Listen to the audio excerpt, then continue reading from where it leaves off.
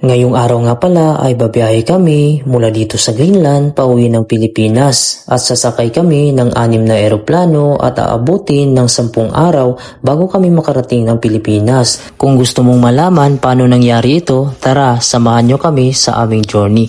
Ang Greenland nga pala ay isa itong kontinente sa North America. Pero politically, ito ay under territory ng Kingdom of Denmark kung saan nakabase sa Europe. Ang Greenland din ang isa sa pinakamalaking isla sa buong mundo at ito ay binubuo ng 80% na yelo ang kanilang lugar kaya malamig ito sa buong panahon. Grabe mga kabayan, hindi pa rin ako makapaniwala na nadala ko ang buong pamilya dito sa Greenland at isang taon na nga ang nakalipas at ngayon ay magbabakasyon na naman kami parang kailan lang nung dumating kami dito sa Greenland.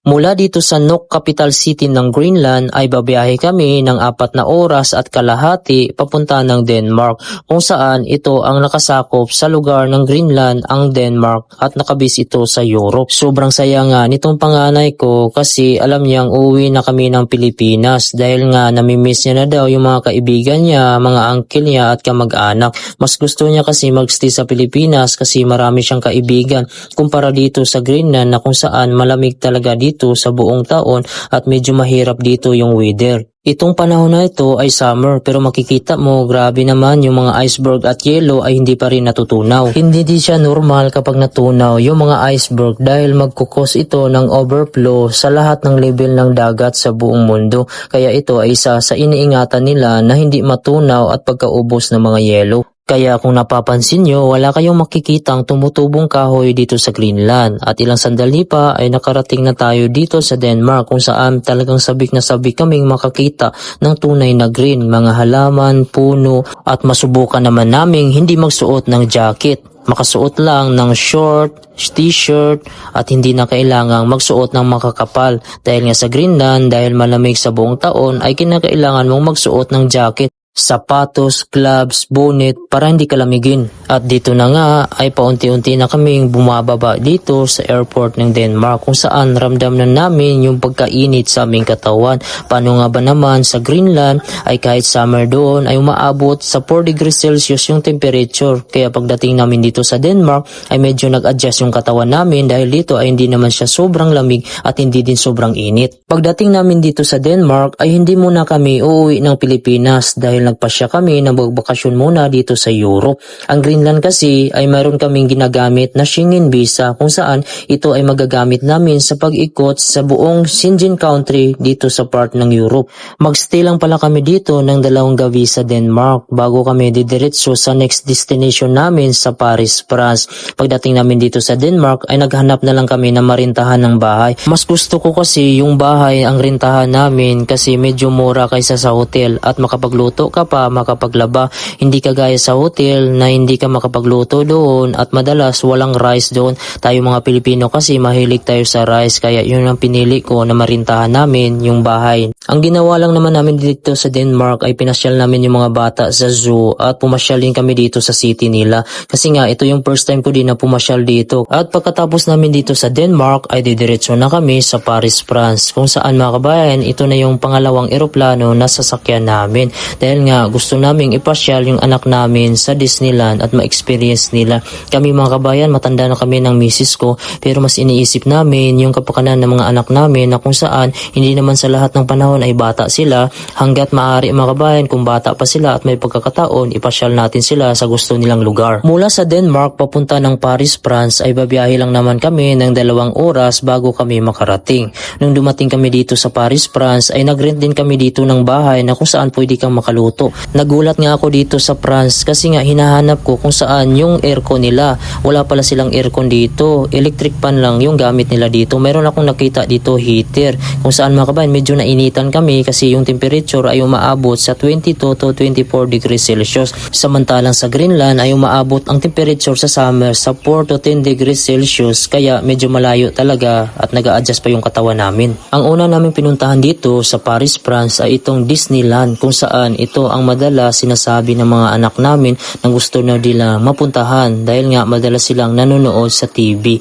At tuwang-tuwa nga sila nung pagkadating dito dahil nga ito yung first time na mapuntahan nila ito at ma-experience nila yung fireworks sa gabi. Syempre, tuwang-tuwa din yung misis ko kasi ito daw yung isa sa pinapangarap niya noong kabataan niya. Ako kasi mga kabayan, masaya na ako kapag nakikita ko yung pamilya ko na masaya sila. Pangalawa namin pinuntahan itong Eiffel Tower na kung saan mga kabayan, ito ay pinapanood ko lang dati sa Lovers in Paris nung kabataan ako. Sumakay din kami dito sa malait na cruise ship nila kung saan umiikot sa ilog nila at makikita mo dito yung Eiffel Tower. Pagkatapos ng 3 gabi namin dito sa Paris, France, ay balik na naman kami sa Denmark kung saan dito kami mag-i-exit pauwi ng Pilipinas. Kasi nga ang Denmark, ito ang nakasakop sa lugar ng Greenland na kung saan dito kami mag-i-exit papunta ng Pilipinas. Mula dito sa Paris, France ay babiyahe kami sa Denmark na 2 oras na naman at ito yung pangatlong eroplano namin.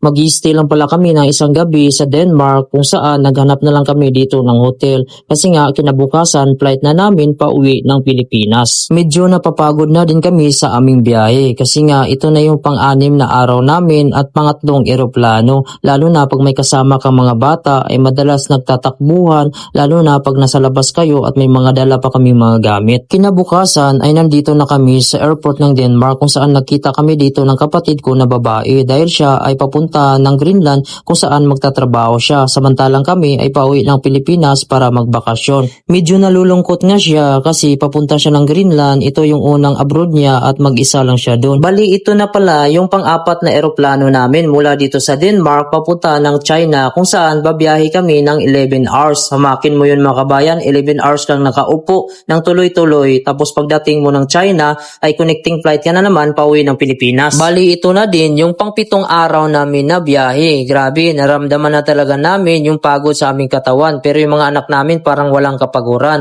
At sa 11 hours nakarating na nga kami dito sa China, Shanghai. Bali mag-layover pala kami dito ng 8 hours mga kabayan. Yun ang antayin namin bago na naman kami maka-flight China to Manila na kung saan babiyahe kami ng 4 na oras bago kami makarating ng Maynila. Pagkatapos ng 8 hours na paghantay namin dito sa China at ito na nga ay pauwi na kami papunta ng Pilipinas mula dito sa China. Sobrang saya na nga ng mga bata kasi nga alam nila na malapit na kami sa Pilipinas. Bali ito na pala yung pang-5 eroplano na aming sinakyan at ito na din yung pang-9 na araw na kung saan mga kabayan madaling araw yung dating namin sa Pilipinas at yun na yung pang-10 araw at nakalapag na kami dito sa Ninoy International Airport na kung saan sobrang saya ang makikita sa aming mga muka at nararamdaman. Ayan, sa wakas na dito na din kami sa Maynila mga kabayan, no?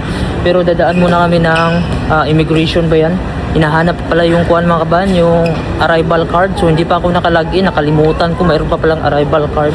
So gagawa pa tayo dito bago tayo makapunta dun sa may bagay at makuha at bago tayo makalabas. Dumating pala kami ng madaling araw dito sa Maynila na kung saan mga kabayan, kailangan muna naming mag-stay dito sa hotel sa Maynila kasi uuwi pa kami ng probinsya. Yun na yung pang-6 na eroplano. Natagalan pa nga kami doon sa immigration mga kabayan dahil nga kailangan pa pala ng arrival card na kung saan hindi kami nakalagin at natagalan kami sa paglabas. Antok na kami at talagang pagod na pagod. Kinabukasan ay babiyahe na kami pauwi ng aming probinsya na kung saan ito na yung pang-6 na eroplano. Sobrang saya na nga namin mga kabayan para makita namin at makapiling ang aming pamilya. Nararamdaman na namin yung init, yung amoy ng kalsada, yung ingay ng paligid na kung saan ito yung nakasanayan namin. Ito yung na-miss namin mga kabayan kaya gusto namin umuwi ng Pilipinas para makapagpahinga sa malamig na lugar. Bakit kaya tayo mga Pilipino tuwing nag-a-abroad ay sobrang saya natin na makauwi sa Pilipinas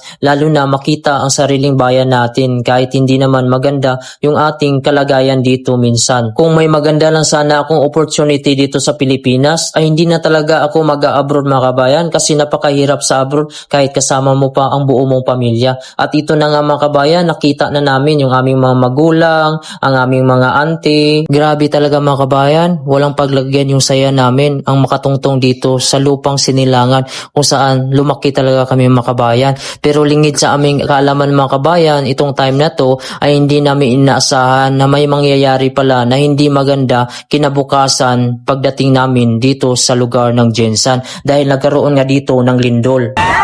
Tabang Lord! Lord!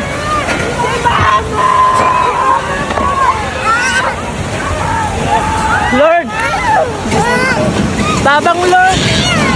Lord!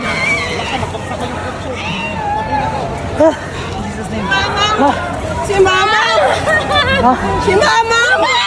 Si Mama! Lord, tabang Lord! Si Mama!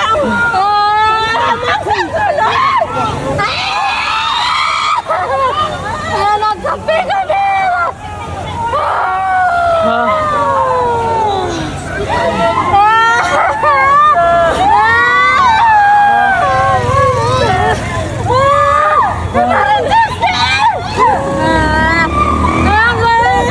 Wait lang, relax lang, relax lang.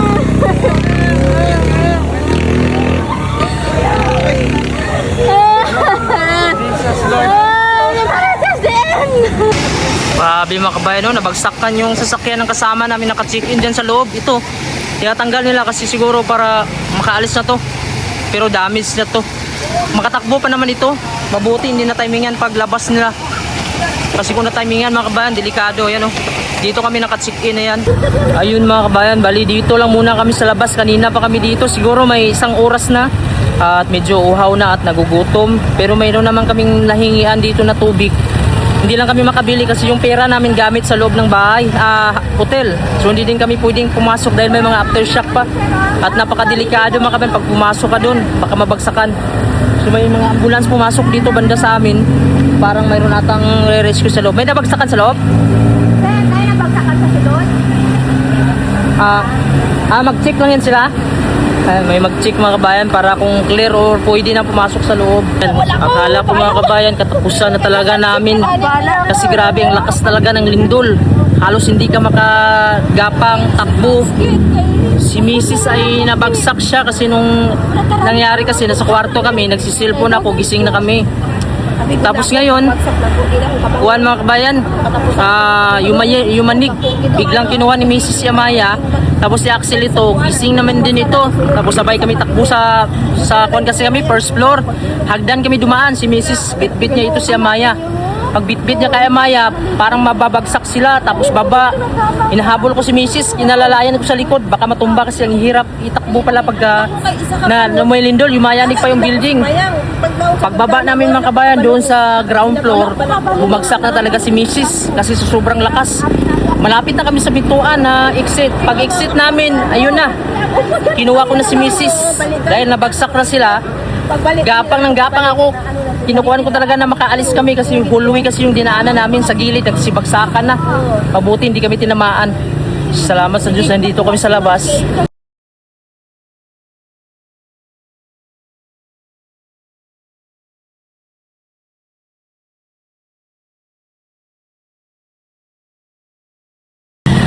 Hingi muna kami ng tubig dito sa tindahan kasi hindi kami makapasok dun sa bahay dahil naglilindol. Baka may mga aftershock pa. Wow na uhaw kami mga kabayan, saka init na. Bago pa kami sa panahon. Grabe yung katawan ko, parang binugbog. Ito si Maya. Grabe, akala ko talaga katapusan. Akala ko katapusan na talaga. Grabe. Kami na po parang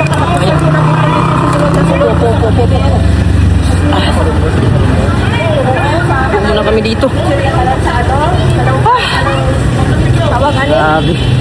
At yun na nga mga kabayan, dahil sa lindol sa Jinsan, minabuti na lang namin na umuwi dito sa North Cotabato kung saan bumiyahe pa kami ng 6 hours mula sa Jinsan bago makarating dito talaga sa lugar namin kung saan kami nakatira.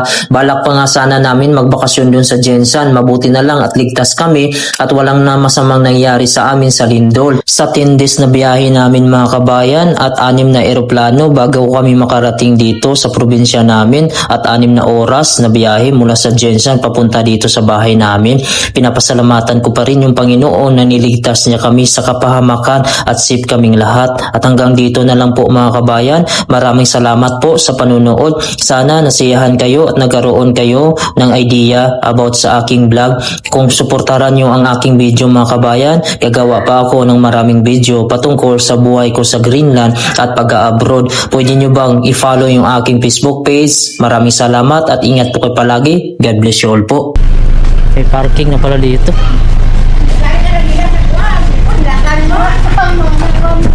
Ay,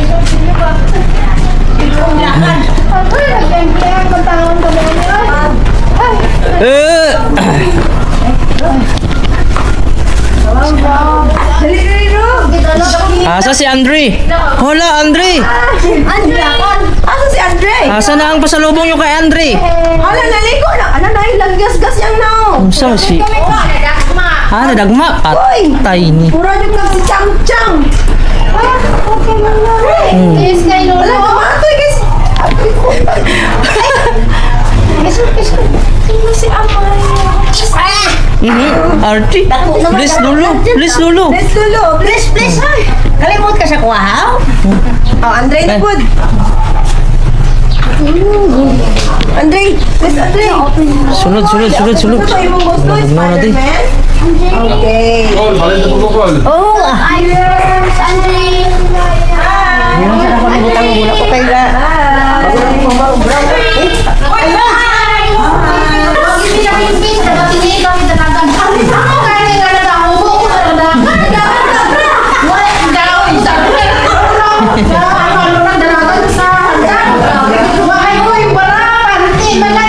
Ay, kumusta?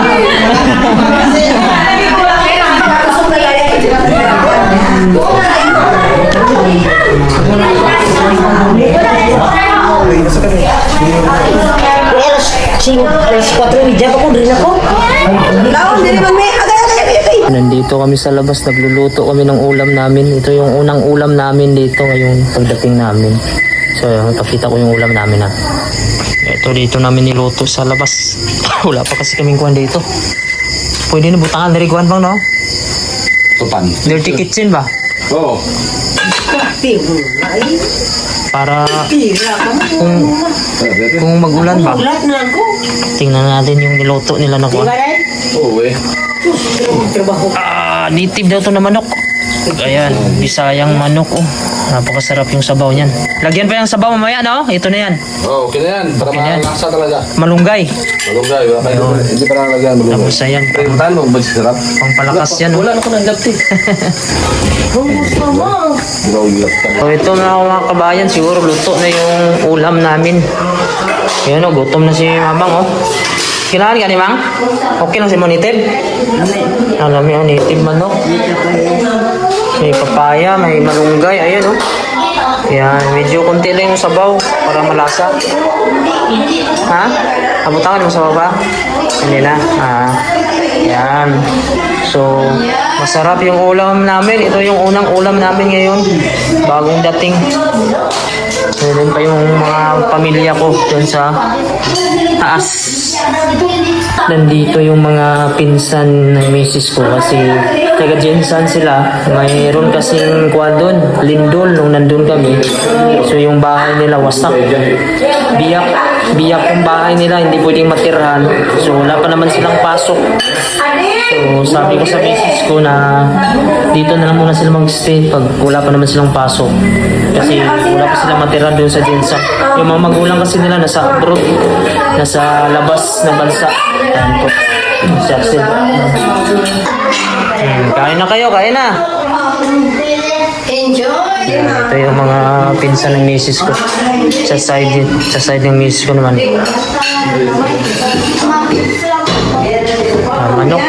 Manok yung ulam.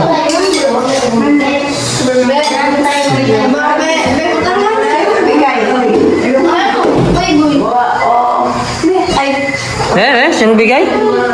Anong pangalan? Anong pangalan to? Bakit hindi Axel?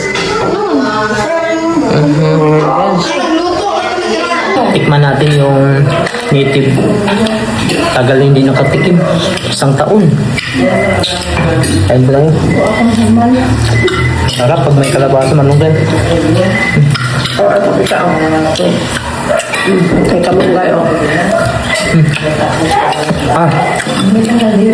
Sold. Ang kaldero namin yung buwan. Kaldero. Ganhan lang ito. Mamang.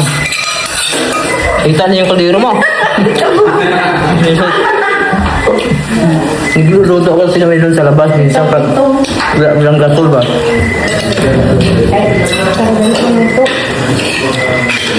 May buto. Napakasarap. Okay lang, dira. Papaya, wala? Ang pinaka, kaya.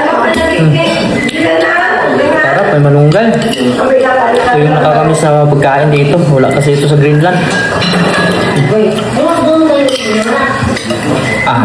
Oh ito, papaya. Yung gusto ko to. Medyo hinog-hinog na oh. Ang gahit tayo. Kami. Ang ipon.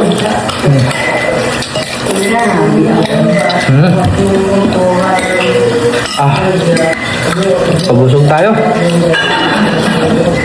Padulot mo si mama mo. Mama, nagkaon lang.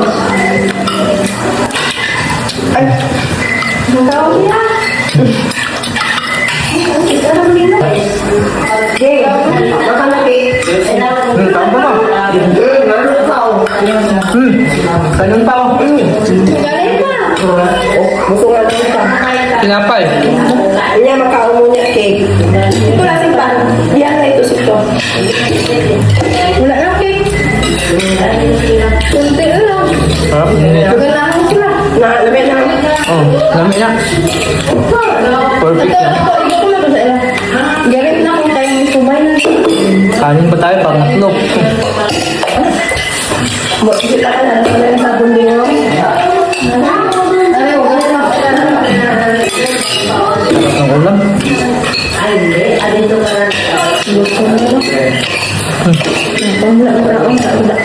Amo na kapalit manok. Lingki. Jeng, makalagi, Jeng. Ano kilo? Diyan. So, ito na lang. 280 daw ang kilo dito ng native. Native manok. Ay, pondo na. Sa lingki. Sa tuwa, wala na manok ito na. Wala ka, te. Maghanap. May manok kasi kami yun, nandun pa sa bukid. Gawa na kami dumating, hapon na. Tilapia na lang. Isda na lang, tilapia. Pag ipagpaway, tapos imasak mo. Para presko yung lawas. Ito na yung ito. Gusto ka na.